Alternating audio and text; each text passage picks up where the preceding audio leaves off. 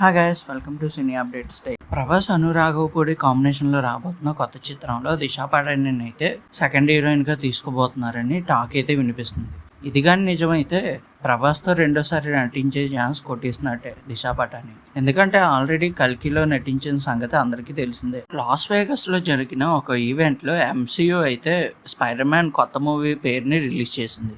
Spider man సిరీస్లో భాగంగా రాబోయే కొత్త చిత్రం పేరు spider man brand new day అనే పేరుని అయితే ఖరారు చేసింది ఎంసీయూ. ఈ సినిమాని వచ్చే సంవత్సరం జూలై 31 అయితే రిలీజ్ చేయబోతుంది ఎంసీయూ. ప్రియదర్శి నటిస్తున్న సారంగపాణి జాతకం మూవీని ఈ నెల 18 అయితే రిలీజ్ చేస్తున్నారు. రణబీర్ కపూర్ చేయబోయే కొత్త సినిమా కోసం కీర్తి సురేష్ని అయితే హీరోయిన్గా తీసుకున్నట్టు వార్తలు అయితే గట్టిగానే వినిపిస్తున్నాయి. ఇది ఎంతవరకు నిజమో తెలియదు కానీ చాలా బేగా అయితే స్ప్రెడ్ అవుతుంది ఈ న్యూస్.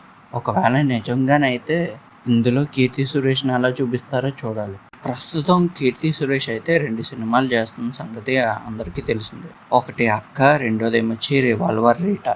అంతేకాకుండా పెళ్ళైన తర్వాత ఈ అమ్మడు కొంచెం డోస్ పెంచి ఇన్స్టాగ్రామ్ని ఒక ఊపు ఊపుతుంది ఈ మధ్య. అల్లు అర్జున్ అట్లీ కాంబినేషన్లో రాబోతున్న సినిమాలో పునర్జన్మ కాన్సెప్ట్ అయితే ఉండబోతుందంట.